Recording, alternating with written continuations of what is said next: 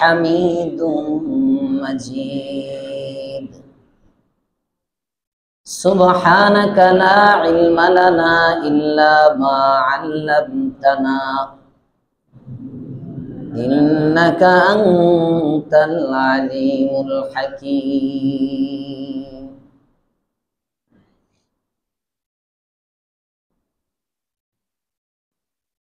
আলহামদুলিল্লাহ মুআজ্জাজ মুহতারাম মুসল্লিয়ান কিরাম মুরব্বিয়ান ইজাম যুবক বন্ধুরা ছোট বাচ্চারা ওলামায়ে আজিজ শুকরিয়া আদায় করছি মহান মালিকের দরবারে যে মালিক আমাদেরকে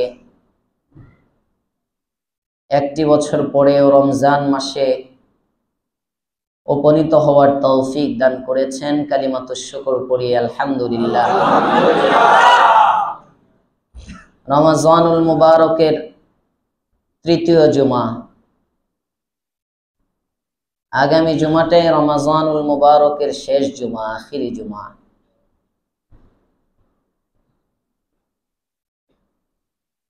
বলা যায় না কার জীবনের শেষ রমজান এটা।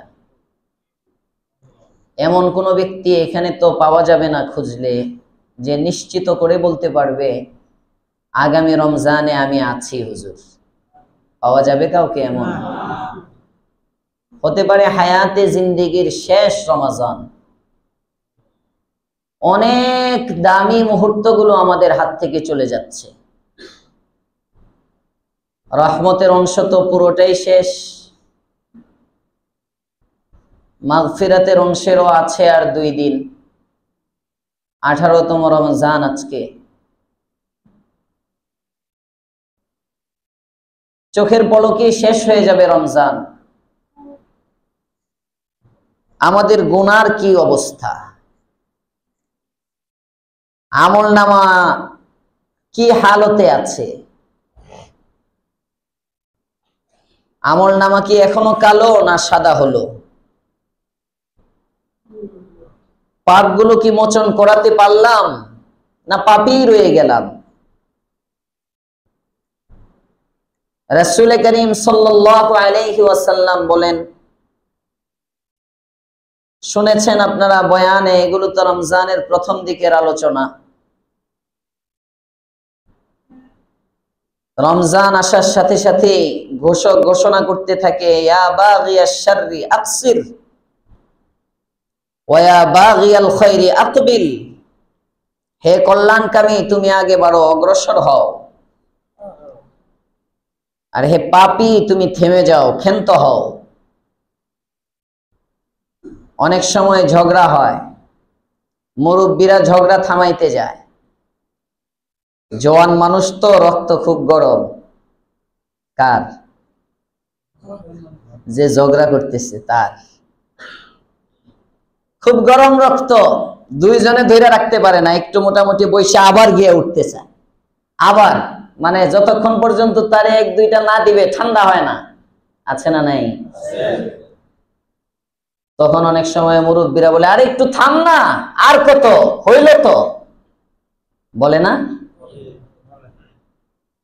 আল্লাহ পাক রব্বুল আলামিন মুরব্বী যেমন বড় মায়া নিয়ে থামায়, আরে থামো না, আমরা আছি, আর কত হইল তো। আল্লাহ পাক রব্বুল আলামিন গুনাহগারের গুনাহ দেখতে দেখতে দেখতে দেখতে রমজানুল মুবারকে এবার মায়ার আঁচল বাড়ায়া বলতেছেন, আয় বান্দা, আর কত গুনাহ করবি, হইল তো, এখন একটু থাম না। আর কত গুনাহ তো তোর বয়সের চেয়ে বেশি হয়ে গেছে, গুনাহ তো তোর পুরো আমলনামা পূরণ হয়ে গেছে, আর কত। ইয়া বাগিয়াশ শাররি আকসির, থামো, ক্ষান্ত হও। সারা বছর 11 মাস চাঁদাবাজি করো, আর কত। রমজানেও চাঁদাবাজি লাগে। ঈদের মার্কেটটা নিজের হালাল পয়সায় করতে পারো না? ইফতার পার্টিটা নিজের হালাল পয়সায় করতে পারো না? এমনও চাঁদাবাজ আমাদের সমাজে আছে, চাঁদাবাজি কইরা মানুষরে ইফতার করায়। আছে না নাই? এই গোয়াল থেকে না থাকতে পারে, বাংলাদেশে অবশ্যই আছে। বাংলাদেশে অবশ্যই খুঁজে পাবেন। হায় হায় হায়, আমি বলছিলাম উমরা থেকে আসার পরে এক তাফসিরে আমার শাইখ মুর্শিদ ওনার কথা নকল করছিলাম। হযরত ইমামে আসমাঈ রাহমাতুল্লাহি আলাইহি একজন ইমাম ছিলেন। ইমামে আসমাঈ রাহমাতুল্লাহি আলাইহি বড় আলেম ছিলেন। ইমামে আসমাঈ দেখেন এক ব্যক্তি চুরি করে দান করতেছে, এক জায়গা থেকে চুরি করে, আবার চুরি করা টাকাটা নিজে একটু ব্যবহার করে না, সাথে সাথে দান করে। ইমামে আসমাঈ দেখে তাকে বলতেছেন, কিরে কি করো? কয় ব্যবসা করি আল্লাহর সাথে। কার সাথে ব্যবসা করে? আল্লাহর সাথে বিজনেস করতেছি। তো ব্যবসা করতে পুঁজি লাগে না? পুঁজি কই? কয় এই যে চুরির টাকা। ব্যবসা মানে আল্লাহ তাআলা কোরআনে বলছেন, একটা যদি কেউ নেকি করে তাহলে আল্লাহ তাআলা কমপক্ষে 10টা নেকি দেন। যারা সুবহানাল্লাহ বলেন নাই, শুধু তারা বলেন তো দেখি। এত মানুষ বাকি ছিলেন, এবার সবাই একসাথে বলেন সুবহানাল্লাহ। এই এদিক কি একেবারে জায়গায় বসে যান আতিক ভাই, হ্যাঁ বসেন, বারবার বন্ধ করেন না, ছাড়েনও না। যেমনি আছে, যেটি চলতেছে চলতে থাক, যেটি বন্ধ বন্ধ থাকুক। হ্যাঁ, আস্তে আস্তে ঠান্ডা হবে। যেগুলো চালা আগের চলতেছে এটা আর বন্ধ করা দরকার নেই। এটা বন্ধ করছেন, এর জন্য দোয়া করি আল্লাহ আপনারা পুরা সুস্থ করে দেন। আমার একটু ঠান্ডা লাগতেছে, বলতেও পারি না, হ্যাঁ ওই জন্য আপনি বলছেন। আচ্ছা আচ্ছা ঠিক আছে, ভালো। একটু মনোযোগের সাথে কথা শুনি, অনেকদিন পরে তো আপনাদের সামনে, প্রায় 1 মাস, 3 জুমা তো পড়াইতেই পারি না, 1 মাস পরে 4র্থ জুমায় আসছি। আল্লাহ তাআলা আমাদেরকে কবুল করেন, বলেন আমিন। ব্যবসা করি কারণ আল্লাহ পাক নাকি মান জাআ বিল হাসানা ফালাহু আশরু আমসালিহা, যে ব্যক্তি একটি নেক কাজ করবে আল্লাহ তাআলা কমপক্ষে 10টি নেকি তাকে দান করবে। আর গুনাহ যদি করে কেউ, প্রথমত আল্লাহ তাআলা মাফ করে দিবেন। আল্লাহ তাআলার স্বভাব গুনাহ, নেকি নিয়ত করার সাথে সাথে জান্নাত। ওই রোজার মধ্যে হুজুর কত সুবহানাল্লাহ কব, যত বলবেন তত লাভ, তাও 70 গুণ বেশি লাভ। সুবহানাল্লাহ। এই সুযোগ চলে যেতেছে, এই সুযোগ মিস করার মানুষ না। বুদ্ধিমানরা এই সুযোগ হাতছাড়া করে না। আমরা যে বুঝি না, অবুঝ, নিজেকে ভাবি আমি অনেক জ্ঞানী, নিজেকে ভাবি আমি অনেক বুদ্ধিমান, আসলে আমি সবচেয়ে বড় নির্বোধ। আমি আমাকে চিনলাম না, আমার আখিরাতকে চিনলাম না। অস্থায়ী দুনিয়ার জন্য আমার চিরস্থায়ী আখিরাতকে বরবাদ করে দিচ্ছি। আল্লাহ তাআলা আমাদেরকে নিজেকে চিনবার তৌফিক দেন, বলেন আমিন। আল্লাহ স্বভাব প্রথমত মাফ করে দেওয়া গুনাহগারকে, এরপরেও যদি আবার গুনাহ করে, একান্ত করেই ফেলে, নির্দিষ্ট একটা সময় আছে, ওই সময়েও তাওবা না করে, ফেরেশতা আল্লাহকে বলেন আল্লাহ কি করব, গুনাহ করছে, সময় নির্দিষ্ট ওয়েটিং এর সময়টা পার হয়ে গেছে, এখনো আপনার বান্দা তাওবা করে নাই, আমি এখন কি করব? আল্লাহ তাআলা বলেন কি আর করবি, লিখতে তো হইব, লেখ। তবে খবরদার একটা গুনাহ তো যেন 100টা না হয়। সুবহানাল্লাহ।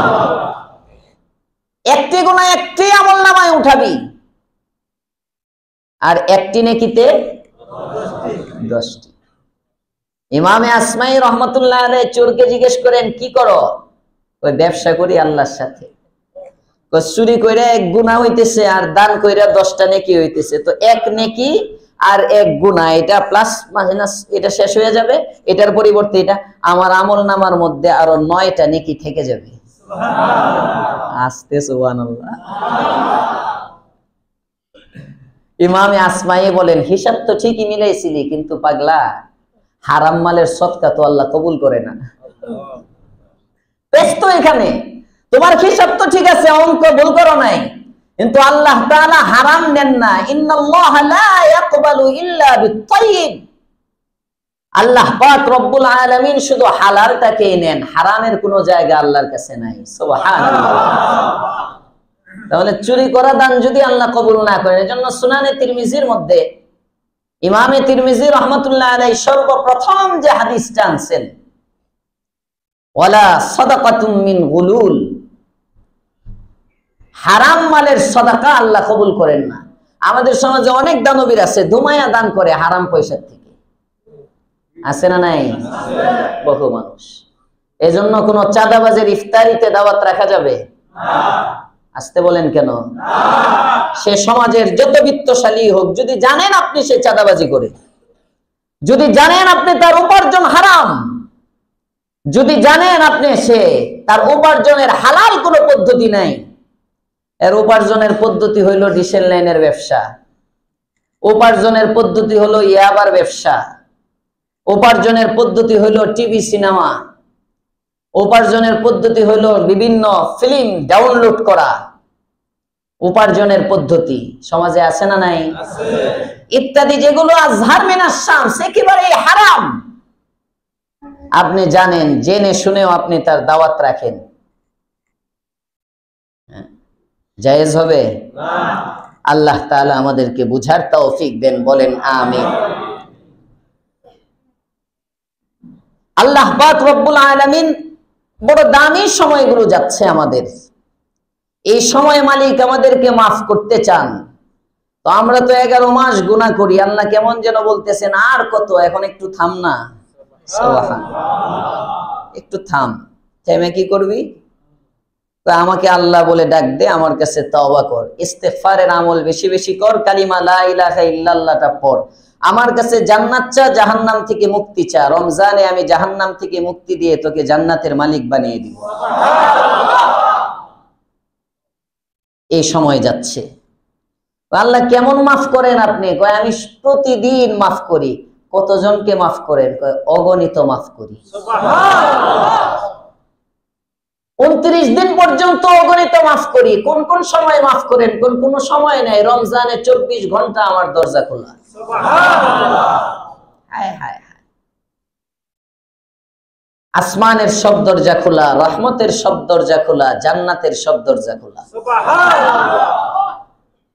আমি আল্লাহ শুধু ডাকি। আল্লাহ তাআলা তো মনে হয় 24 ঘন্টায় অন্তত 3 দিনে হলেও একবার ঘুমাইতে হয় নাকি? নাউজুবিল্লাহ। তন্দ্রা নাই, ঘুমের ভাব নাই, 24 ঘন্টা শুধু অপেক্ষা অপেক্ষা, কখন আমার বান্দা আসবে আর আমি তাকে আমার রহমতের পানি দিয়ে ধুইব। কখন আসবে বান্দা? আল্লাহ অপেক্ষা করেন, আসেনি আসেনি আসেনি। এমন একটা সময় চলতেছে, সাহরির সময় মাফ করেন, ইশরাকের সময় মাফ করেন, আওয়াবিনের সময় মাফ করেন, ইফতারির সময় মাফ করেন, তাহাজ্জুদে মাফ করেন, রোজাদারকে মাফ করেন, তারাবি পড়লে মাফ করেন। সুবহানাল্লাহ। এভাবে মাফ করতে করতে করতে করতে করতে করতে 29 রমজান ইফতারির সময় আল্লাহ তাআলা ফেরেশতাকে বলেন, ও ফেরেশতা, সারা রমজানে যে পরিমাণ মাফ করলাম, আজকে লাস্ট তো যদি রোজা 29-এ হয় অথবা 30-এ হয়, আজকের ইফতারিতে আমি আল্লাহ এই পরিমাণকেই মাফ করে দিলাম। এরপরেও যদি 2-1 থেকে যায়, কথার কথা, এরপরেও এর জন্য আবার চাঁদ রাতে আল্লাহ তাআলা ডাকতে থাকে, ওই বান্দা, এখনো পুরস্কার দেই নাই রোজার, পুরস্কার তো দিব ঈদের দিন সকালে। রাতটা এখনো তোর সামনে আছে, বাদ পড়ছস, নিরাশ হওয়ার কিছু কারণ নাই, ফজর পর্যন্ত আমি আরো কিছুকে মাফ করবো, দেখ তালিকায় নাম ঢুকাইতে পারোস কিনা। ঈদগাতে যাওয়া পর্যন্ত আল্লাহ পাক রব্বুল আলামিন মাফ করেন। এই পরিমাণ মাফ করার পরেও যে ব্যক্তিটা মাফ নিতে পারলো না, দোষী তো মনে হয় আল্লাহ? হ্যাঁ, আল্লাহ তাআলা দোষী না, আমি নিজে দোষী। এজন্যই পয়গম্বর বলেন, ধ্বংস হোক ওই ব্যক্তি যে রমজান পাইলো কিন্তু নিজের জীবনের গুনাহ মাফ নিতে পারলো না। জিবরাইল দোয়া করছেন, নবী আমিন বলছেন, তার মানে নবী দোয়া করছেন, রাহমাতুল লিল আলামিন আমিন বলে সিল মেরে দিলেন। তার অর্থ কি? রমজান পাওয়ার পরে যে নবী কখনো আমাদেরকে ভুলে না, কখনো বদদোয়া করে না। বুঝেন, বুঝার বিষয়। তায়েফে যখন একেবারে রক্তাক্ত পয়গম্বর আদ্দাস যে বাগানের মালি ছিল, ওই বাগানের মধ্যে যখন পয়গম্বরকে নিয়ে গেছেন, হযরতে যায়েদ ইবনে হারেসা রাদিয়াল্লাহু তাআলা আনহু রাসূলের পায়ের জুতাটা ধরে একটু টান দিছেন, জুতাটা খুলবেন, জুতার মধ্যে রক্ত জমা। নবী বলেন, যায়েদ রে, জুতা টান দিস না, কলজায় আঘাত লাগে, রক্ত জমে গেছে। এমন হৃদয় বিদারক পরিস্থিতিতে যায়েদ ইবনে হারেসা বলেন, ইয়া রাসূলুল্লাহ, 3 বার বেহুশ হয়ে গেলেন, রক্ত শরীর থেকে টপ টপ করে পড়তেছে, জুতা পা রক্ত একসাথে মিশে গেছে। আপনার না একজন ভালোবাসার লোক আছে, উনি দেখে না আপনাকে? আপনাকে না একজনে ভালোবাসেন, উনি না আপনার মাহবুব? উনি তো ঘুমান না, উনি দেখে না? রাসূল বলেন, হ্যাঁ দেখতেছে। কই, দুনিয়ায় দেখি প্রেমিকার জন্য জান দিয়ে দেয় প্রেমিক। একজন আরেকজন মহাব্বতের মানুষকে যদি কেউ আঘাত করে, তাহলে তাকে ধরে। আপনি একটু বলেন না তাকে, উনি তো অনেক ক্ষমতাবান, আপনি একটু বলেন না। আপনি বললেই তো এই তায়েফের 2 পাশে যে উঁচা উঁচা পাহাড়গুলো আছে, এই পাহাড়গুলো চাপা দিয়ে মুহূর্তের মধ্যেই তো এদেরকে ধ্বংস করে দিতে পারেন তিনি। আপনি বলেন না, বলেন। আল্লাহর রাসূল বলেন, যায়েদ, তুমি আমার রক্ত দেখতেছো, তোমার নজর আমার জখমের দিকে, আর আমার নজর এই রক্ত ঝরানোর পুরস্কারের দিকে। তুমি রক্ত দেখলা যায়েদ? তুমি জানো না প্রেমের মধ্যে পরীক্ষা হয়? সুবহানাল্লাহ। তুমি জানো না প্রেমের মধ্যে পরীক্ষা দিতে হয়? এটা তো আমার পরীক্ষা, উনি আমাকে ভালোবাসেন, এজন্য পরীক্ষা নিচ্ছেন। তুমি দেখতেছো আমার জখম, আমি আহত, আমি রক্তাক্ত, আর আমি নজর করতেছি, আমার এই 3 বার বেহুশ হওয়ার পুরস্কার না জানি কত বড় হয়। আল্লাহর পয়গম্বর, আপনি আমার নবী, দু জাহানের সরদার, রাহমাতুল লিল আলামিন সাল্লাল্লাহু আলাইহি ওয়াসাল্লাম, তায়েফের জমিনের মধ্যে বসা যায়েদ ইবনে হারেসা যখন বলে, তিনি কি দেখে না? আল্লাহ পাক রব্বুল আলামিন ফেরেশতা পাঠিয়ে দেন।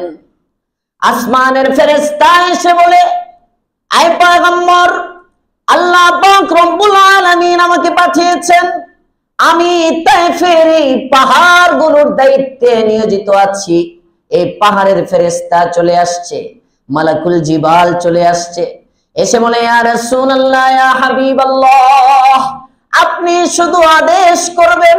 আল্লাহ পাক রব্বুল আলামিন বলেছেন, আপনি সম্মত হলে তায়েফের 2 পাহাড় চাপা দিয়ে যারা আপনাকে পাথর দিয়ে চাপা দিতে চেষ্টা করেছিল তাদেরকে মেরে ফেলবো, মুহূর্তের মধ্যে তাদের নাম নিশানা মুছে যাবে।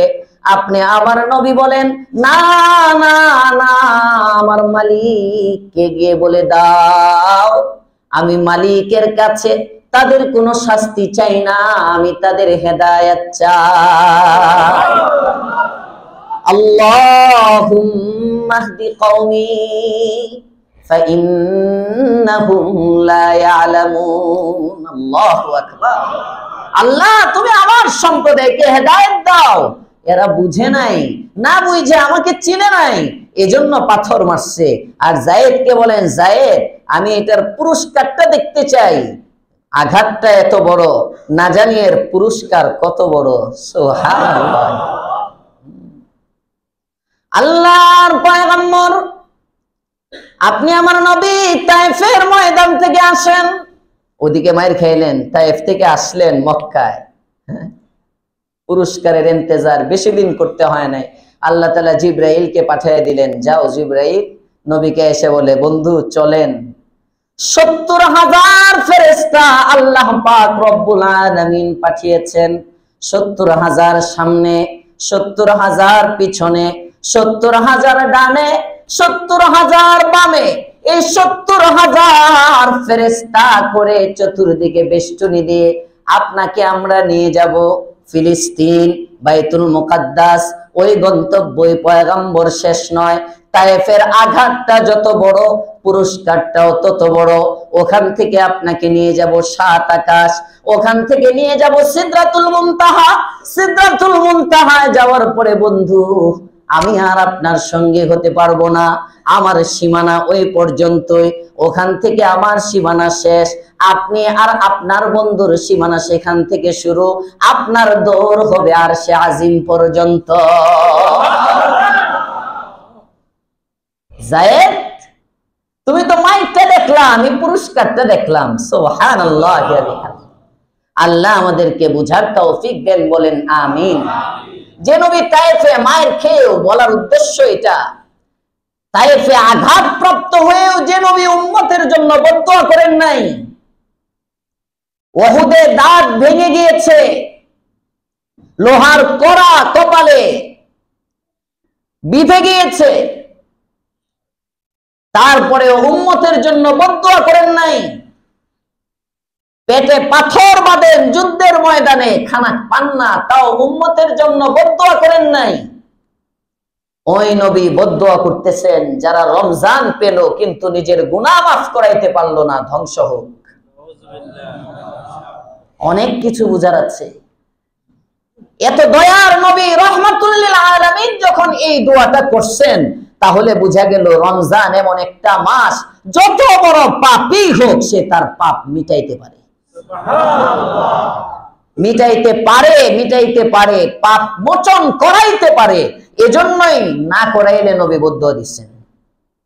আর যদি সম্ভাবনা থাকতো না, রমজান পাওয়ার পরেও ক্ষমা না হইতে পারে, এমন যদি 1% সম্ভাবনাও থাকতো, নবীজি কখনো আমিন বলতেন না। নবীজি যখন আমিন বলছেন, তাহলে বুঝা গেল রমজান অবশ্যই গুনাহ মাফের মাস, রমজান অবশ্যই তাওবা কবুলের মাস। রমজানে যত বড় পাপী হোক, আল্লাহর কাছে মাফ চাইলে আল্লাহ মাফ করে দিবেন। আমরা চাইলাম কিনা এটা মুহাসাবার সময়। রমজান কিন্তু শেষ হয়ে যাচ্ছে, আমার গুনাহগুলো মাফ হলো কিনা। রমজানের অনেক আমল আপনারা করতেছেন, বাকি দিনগুলোতেও করবেন। রমজানের বড় আমল তো রোজা। আগে দেখতাম মানুষ পর্দা টানায় খাইতো, বিভিন্ন দোকানে পর্দা টানায় খাইতো। এখন স্মার্ট হইতেছে তো, এই বছর বিভিন্ন জায়গায় ঘোরার সময় দেখি পর্দা নাই, ওপেন খায়, ওপেন খাচ্ছে। চিন্তা করেন যুগ কোন দিকে যাচ্ছে, কোথায় যাচ্ছে, অথচ রমজান মাস। আচ্ছা আপনি বলেন, আপনার ওয়াজ দরকার নেই, এই যে রমজানের একটা রোজা যদি ভাঙে, শরীয়ত বলে, আল্লাহ বলেন 2 মাস 60টা রোজা তোমাকে দিতে হবে। এরপরে আপনি 60টা না, আপনি যদি কিয়ামত পর্যন্ত রোজা রাখেন, এই রমজানের রোজাটা আপনি পাবেন না। আপনাকে আল্লাহ তাআলা কিয়ামত পর্যন্ত হায়াত দিল। রমজানের বাকিরের 11টা মাস কি রমজানের একদিনের সমান হবে না?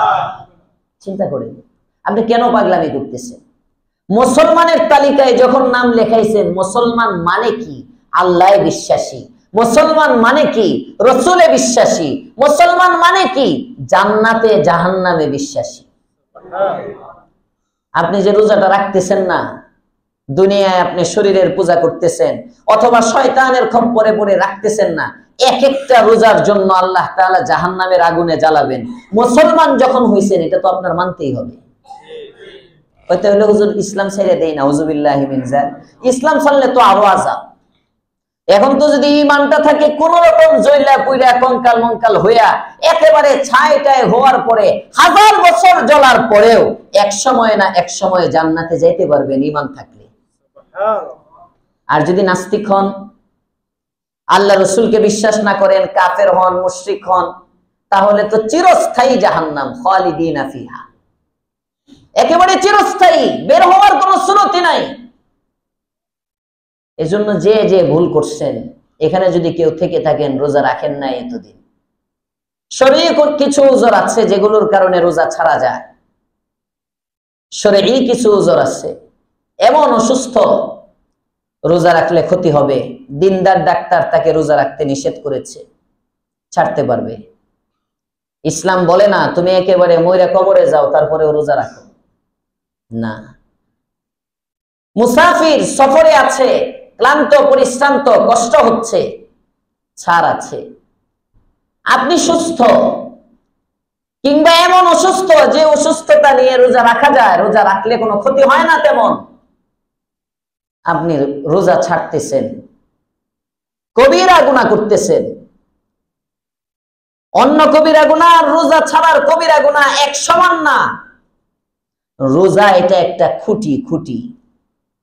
বিল্ডিং এর একটা জানালা ভেঙে গেল, মসজিদের একটা জানালা ভেঙে গেল, আর মসজিদের একটা পিলার ভেঙে পড়ে গেল, দুইটা এক সমান? বুঝেন? ইসলামের খুঁটি, রোজা একটা খুঁটি স্তম্ভ, যাকাত একটা খুঁটি স্তম্ভ, হজ একটা খুঁটি স্তম্ভ। এগুলো খুঁটি ভেঙে গেলে যেমন ছাদ থাকে না, বিল্ডিং থাকে না, এই খুঁটিগুলো যদি ভেঙে যান আপনার ঈমান ইসলামের কোনো দাম থাকে না। এই জন্য ভুলে যারা রোজা রাখতে পারেন নাই, এতদিন পর্যন্ত রাখেন নাই, আমি অনুরোধ করব আপনার পায়ে হাত দিয়ে, ধরেন আমি পাও ধরছি, মনে মনে কল্পনা করেন, পায়ে হাত দিয়ে বলি, বন্ধু, বাবা বয়সী হইলে বাবা, ভাইয়ের বয়সী হইলে ভাই, রোজা ছেড়েন না। আপনার স্বার্থে আপনি রোজা রাখেন, আপনার পরজগৎকে সুন্দর করেন। কোন ব্যবসায়ী যদি এখানে থেকে থাকেন, আপনি নিজে রোজা রাখতেছেন কিন্তু আপনার দোকানে আপনি চা বিক্রি করতেছেন, এই যে মানুষগুলোকে আপনি সুযোগ করে দিচ্ছেন, এরা আরেক জায়গায় গিয়ে খাক, আপনি গুনাহের সহযোগিতা করে আপনি গুনাহগার হয়েন না। তাআওয়ানু আলাল বিররি ওয়াত তাকওয়া ওয়ালা তাআওয়ানু আলাল ইসমি ওয়াল উদওয়ান। স্পষ্ট কোরআন সূরা মায়েদা 2 নম্বর আয়াত। আল্লাহ তাআলা বলেন তোমরা নেকে একে অপরকে সহযোগিতা করো, গুনাহে একে অপরকে সহযোগিতা করো না। এই যে গুনার ক্ষেত্রে সহযোগিতা করতেছেন আপনি দোকান খোলা রেখে, দুনিয়ায় কয়টা টাকা পাইতেছেন। এই মুহূর্তে যদি আপনার হঠাৎ একটা রোগ হয়, হসপিটালে যান, আপনার ব্লাড পরীক্ষা করে আর দেখা যায় আপনি ব্লাড ক্যান্সারে আক্রান্ত, একটু চিন্তা করেন আপনি, আপনার এই টাকা কি হবে? এক একটা কেমো না কেন কি কয়, কেমোই তো বলে, এক একটা থেরাপি দেয়, লক্ষ লক্ষ টাকার দরকার হয়, এমনও থেরাপি আছে। রোগ বুঝে আপনার পুরা দোকান বেচলেও তো, চা বেচার পয়সা তো বহুত দূরের কথা, পুরা দোকান বেচলেও তো এক কেমোর পয়সা হবে না, এমন রোগও আছে। আছে না নাই? সুস্থতা দান করেন কে? রোগ ব্যাধি দেন কে? আপনি এখন সুস্থ আছেন, এই মুহূর্তে আপনি প্যারালাইসিসে আক্রান্ত হইতে পারেন। আল্লাহ আপনাকে ঢিল দিচ্ছেন, কিচ্ছু করতেছেন না, দেখতেছেন। হালিম, সহনশীল, উনি শুয়ে যাচ্ছেন, তবে শোয়ারও কিন্তু একটা সীমা আছে। আল্লাহ ছাড় দেন, ছেড়ে দেন না। আল্লাহ ছাড় দেন, মনে রাখবেন কখনোই ছাড়েন না, কারণ আল্লাহ তাআলা নিজে বলতেছেন ইন্না আযাবি লাশাদীদ, আমার শাস্তি অনেক কঠোর, আমি কঠিন শাস্তিদাতা। আমি যেমনি ভাবে রহমান, এমনি ভাবে আমার কিন্তু নাম কাহ্হার।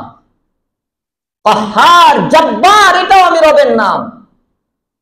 রহমান যেমন আমার নাম, জব্বারও আমার নাম। রহমান যেমন আমার নাম, কাহ্হারও আমার নাম।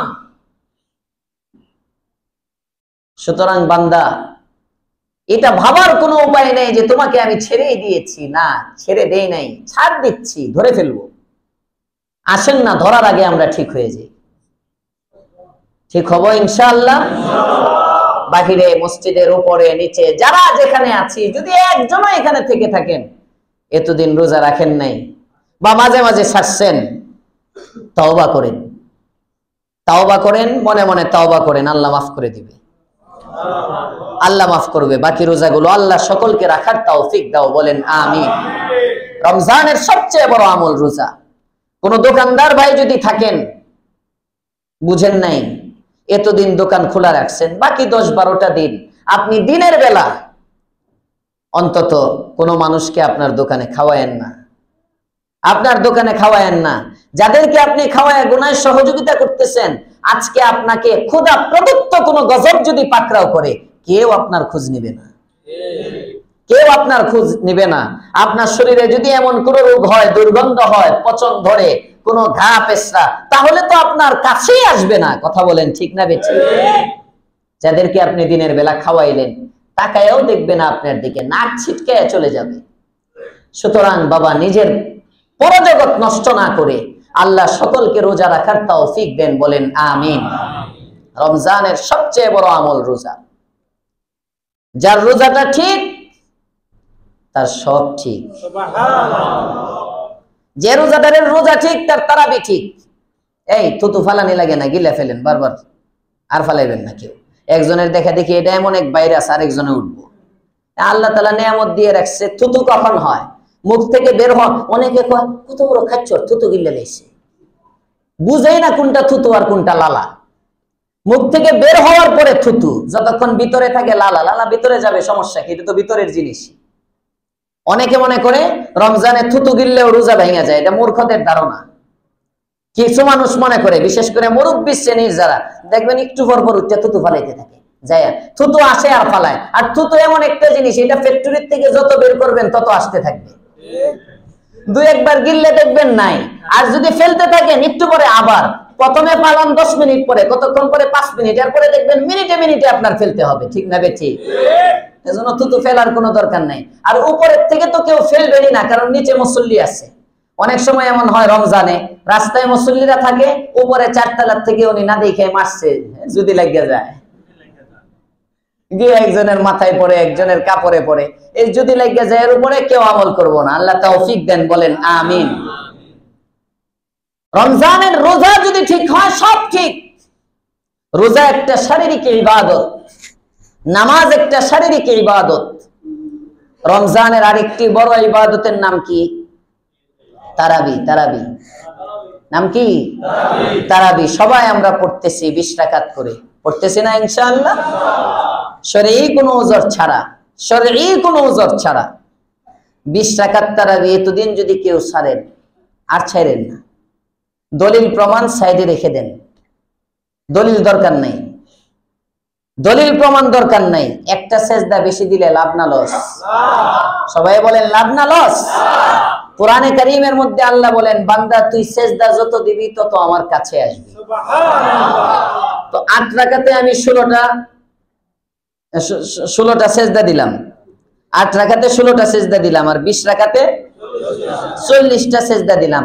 16 সেজদাওয়ালা আল্লাহ তাআলার যতটুকু নিকটে, 40 সেজদাওয়ালা আমরা আল্লাহ থেকে দূরে থাকবো না নিকটে যাব? সবাই বলেন দূরে না নিকটে? এজন্য বাকি রমজান সবার কাছে আমার অনুরোধ থাকবে, অনুরোধ, ইনশাআল্লাহ 20 রাকাত তারাবি সবাই পড়বো, সবাই সবাই ইনশাআল্লাহ। আল্লাহ তৌফিক দেন, বলেন আমিন। 8 রাকাত পড়ে যাবেন না, কেউ যায় না, পড়েন। আপনার সিজদাগুলো আপনার আমলনামায় থাকবে, আপনার সিজদা আপনার আমলনামায় থাকবে। আল্লাহ আমাদেরকে আমল করার তৌফিক দান করেন। অনেক মানুষ আছে রমজানে তাহাজ্জুদ পড়তে পারে না। রমজানে যদি তাহাজ্জুদ না পড়েন, আর পড়বেন কবে? সাহরির সময় জাগ্রত, যতক্ষণ সাহরির সময় থাকে ততক্ষণ তাহাজ্জুদের সময় থাকে, যতক্ষণ সাহরির সময় ততক্ষণ তাহাজ্জুদের সময়। আপনি খাইতে উঠলেন, 2টা সেজদা মালিককে দিতে পারলেন না, আর দিবেন কবে?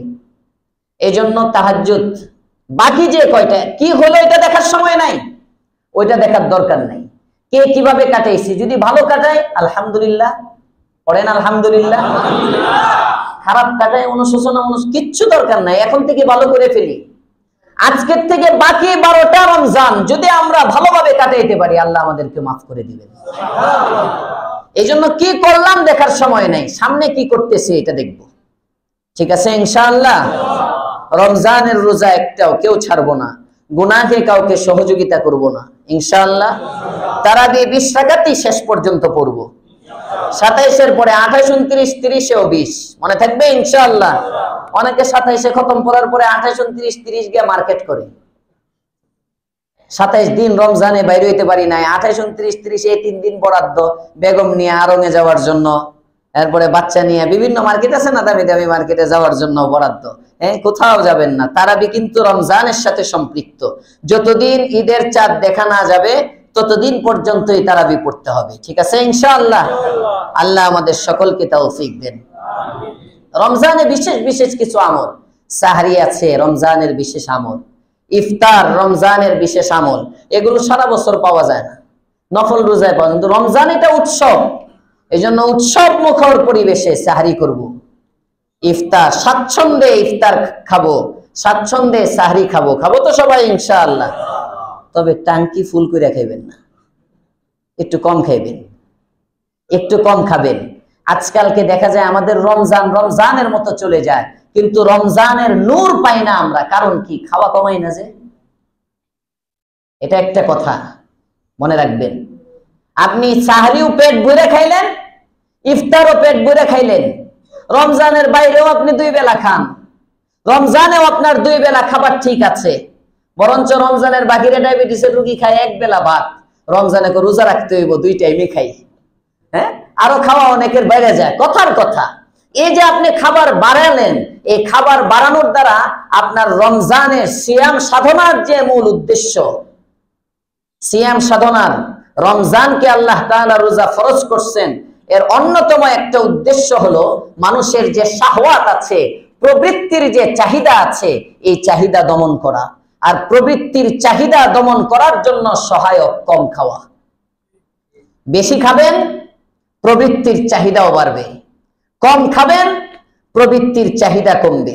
এজন্য দেখবেন রোজা রাখার পরেও গীবত ছাড়তে পারে না, রোজা রাখার পরেও মিথ্যা ছাড়তে পারে না, রোজা রাখার পরেও চগলখড়ি ছাড়তে পারে না, রোজা রাখার পরেও রাগ কমে না, রোজা রাখার পরেও গালাগালি ছাড়তে পারে না, রোজা রাখার পরেও নামাজ পড়তে পারে না। এই যে মন মতো চলতেছে, আবার উনি রোজাদার কেন? তার শাহওয়াত দমন হয় না সাহরি এবং ইফতারে টাঙ্কিটা ফুল করার কারণে। এজন্য সাহরি আমাদের বহু আকাবির ছিলেন, আমার শাইখ মুর্শিদ হযরতুল উস্তাদ মুফতি ইউসুফ তাওলাভী মাদ্দাল্লাহু জিল্লাহ, হযরত আমাদের বাসায় যখন আসছিলেন, তো হযরত রোজার নিয়ত করবেন, সাহরির সময় সাহরি খাবেন, আম্মু রুটি বানাইছেন, রুটি বানানোর পরে হযরতের সামনে নিয়ে দেন, হযরত বলতেছে কুছ নেহি সির্ফ এক পিয়ালি চা, একটা চা দাও।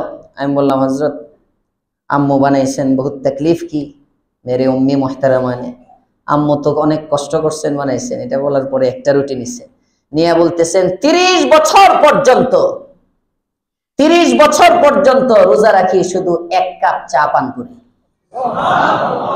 শুধু তোমার আম্মা বানাইছেন কষ্ট করে, এই সম্মানার্থে একটা রুটি খাইতেছি আজকে। এই 30 বছর পর্যন্ত। বাংলা হইছে একটা কিতাব শেখুল হাদিস জাকারিয়া রহমাতুল্লাহ আলাইহির লেখা আপ বিতি, উনি উর্দুতে লিখছেন, এটার বাংলা হইছে জাকারিয়া রহমাতুল্লাহ আলাইহির আত্মজীবনী, যিনি ফাজায়েলে আমলের লেখক।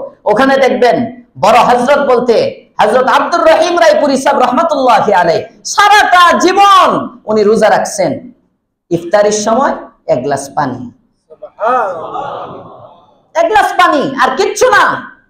কারণ ওনারা বুঝতেন ফালসাফায়ে সাওম কি, রোজার দর্শন কি, রোজা আল্লাহ কেন ফরজ করছেন? রোজা তো ফরজ করছেন গরিবের কষ্ট বোঝার জন্য।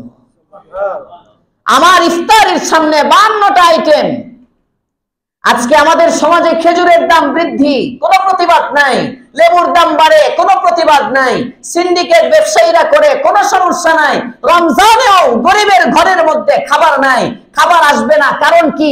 চাঁদাবাজদের ঘরের মধ্যে তো খাবারের অভাব নাই।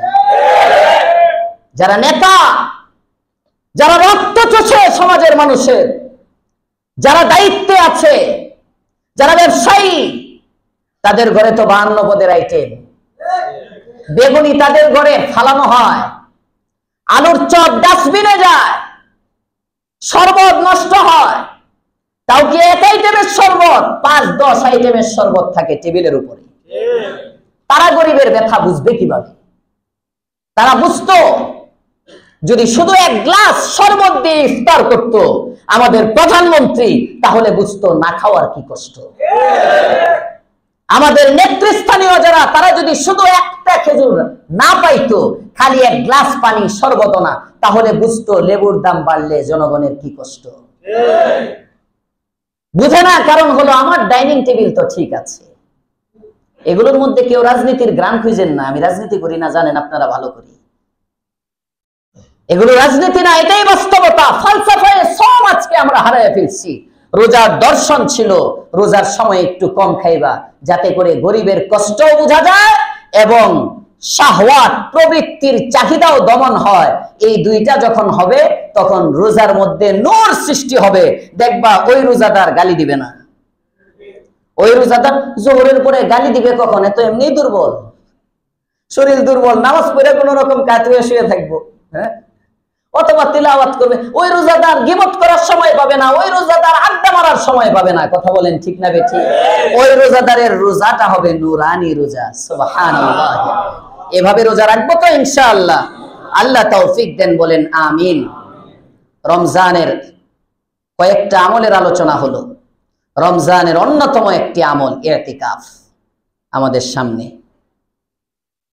সুন্নতে ইতিকাফ। ইতিকাফ এমন একটি আমল, যে আমল আল্লাহর রাসূল সাল্লাল্লাহু আলাইহি ওয়াসাল্লাম সারা জীবনে কোনোদিন ছাড়েন নাই। কোন রমজানে ছাড়েন নাই। হিজরতের পরে মদনী জীবনের 10 বছর পয়গম্বরে ইতিকাফ করছেন। হাত্তা কি বুখারীর বর্ণনা, সহিহ বুখারীতে আছে, আল্লাহর পয়গম্বর এক রমজানের শেষের দিকে সফরে ছিলেন।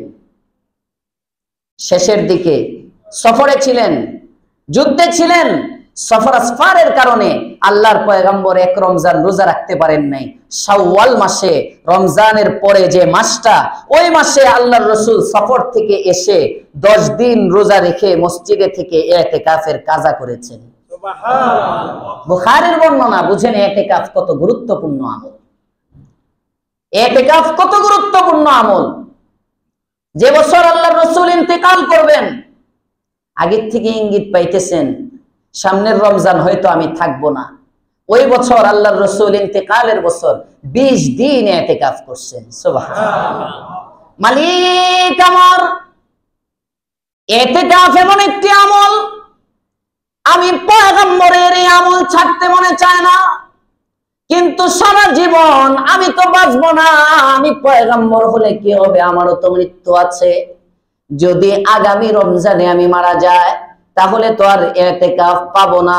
আল্লাহ গো, আমার উম্মতকে ইতিকাফের গুরুত্ব বুঝাবার জন্য আমি পয়গম্বর এই বছর 20 দিন ইতিকাফ করব। 20 দিন ইতিকাফ করছেন। এই আমল সচরাচর পাওয়াই যায় না। যদিও পাওয়া যায় অনেক মসজিদের মধ্যে, যে দুনিয়ার কোনো কাজ হয় না, তারে 3 জনে 10 জনে মিল্লা ধইরা তাশকিল টাশকিল করাইয়া চান্দা মান্দা দিয়া 5000-এ হয় না। এত দাম কম নাকি আমার? এই টাকায় যে দাম দ্রব্য মূল্যের 5000 টাকায় কি ইতিকাফ করা যায়? 10 দিন মসজিদে থাকবো। কয় চাচা 6000 দেই। কয় না না হইব না, 7000। এইভাবে দাম দর করে অনেক মসজিদে ইতিকাফে বসায়।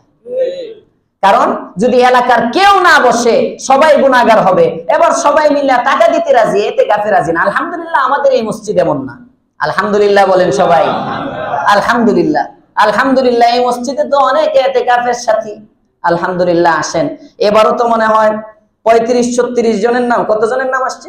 33 জন। 33 জনের নাম এখানে চলে আসছে। আরো কয়েকজনের নাম আমার রিজার্ভ ফান্ডে আছে, ওইটি এখানে উঠে নাই। জুয়েল ভাইয়ের নাম উঠে নাই, আমাদের সেক্রেটারি হিসেবের ভাই জুয়েল ভাইয়ের নাম উঠে নাই, উনি ইতিকাফে বসবেন। ইঞ্জিনিয়ার রায়হান, ওই ইয়ার থেকে আসবে রায়হান ভাই, কি যেন ওই চুয়ারির টেকের এখানে, ওনার নাম উঠে নাই। আব্দুর রহমান চুয়ারির টেক থেকে আসবে, তার নাম উঠে নাই। কয়েকজনের নাম আমার কাছে এরকম বলা আছে, এখন তো মনে আসতেছে না আরো কার কার নাম যেন। এইভাবে আমি দেখছি 40-44 জনের মতো মনে হয় হয়ে গেছে। আরো যারা ইতিকাফে বসতে চান আজকে আপনারা নাম দিয়ে দিবেন।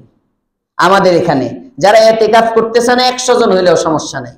ইতিকাফ যারা এখানে ইতিকাফ করতে চান 2000 টাকা করে আমাদের ইতিকাফের ফি। 2000 টাকা করে। এটা কিসের ফি? সবাই বলেন কের ফি? খতিব সাহেবের দান্দা না, হ্যাঁ, এটা ইতিকাফের ফি। সবে বরাতে যখন আমি বয়ান করি, আমার বয়ান তো শুনে নাই, না শুনে নাই, ওই যে যাক আস্তাগফিরুল্লাহ আল্লাযী লা ইলাহা ইল্লা হুয়াল হাইয়ুল কাইয়ুম, এটা তো চলে গেছে, মুখে আবার এসে উঠতেছিল। তো 2000 টাকা করে কি ফি এটা? ইতিকাফের। আমরা নিজের জান নিজের মাল নিয়ে আসব, আমরা নিজের জান নিজের মাল। গত বছর আমরা যারা ইতিকাফে ছিলাম আমরা 2000 টাকা করে দিচ্ছি আলহামদুলিল্লাহ। এবং শেষের দিকে আমাদের মসজিদে বিদ্যুৎ আমরা যে ব্যবহার করি এই বাবদও আমরা কত টাকা যেন 5000 প্লাস না 4000 প্লাস কত টাকা এখানেও দেওয়া হয়েছিল। কারণ এটা মাসআলা, আমি থাকি, আমরা চাই আমাদের ইতিকাফটা একেবারে সুন্দর মতো হোক, শরিয়া সম্মত ভাবে হোক। ইতিকাফ যারা করবে এই মাসআলা অনেক মসজিদে খেয়াল করা হয় না। মুতাকিফিন যারা, তাদের জন্য মসজিদের লাইট ফ্যান ওই সময় এতটুকুন সময় ব্যবহার করা বৈধ যতটুকুন সময় স্বাভাবিকভাবে লাইট ফ্যান জ্বলে। তো রাত 12টার পরে তো মসজিদের বাতির কোনো দরকার নাই, রাত 12টার পরে ফ্যানের কোনো দরকার নাই। আমি যে ইতিকাফ করতেছি মসজিদের মধ্যে ঘুমাইতেছি সারা রাত, আমার তো ফ্যান ছাড়া চলে না। এখন দুই সুরত, হয়তো ফ্যান বন্ধ রাখতে হবে আর না হলে এই বিদ্যুৎ বিল আমার দিতে হবে। এখন মসজিদের বিদ্যুৎ বিল দিয়ে আমি এসে খালি লেটাইয়া রইলাম, শুয়ে রইলাম আর ঘুমায় রইলাম, আর ইতিকাফের সব নিয়ে বাড়ি চলে গেলাম। এত সস্তা ইতিকাফ না।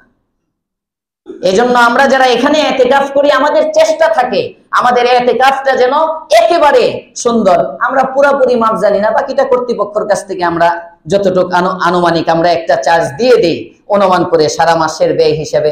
এই বছরও আমরা দিব। সাথীরা যারা আসবেন এখানে একসাথে বাবুর্চির ইস্তেমাই পাক হবে।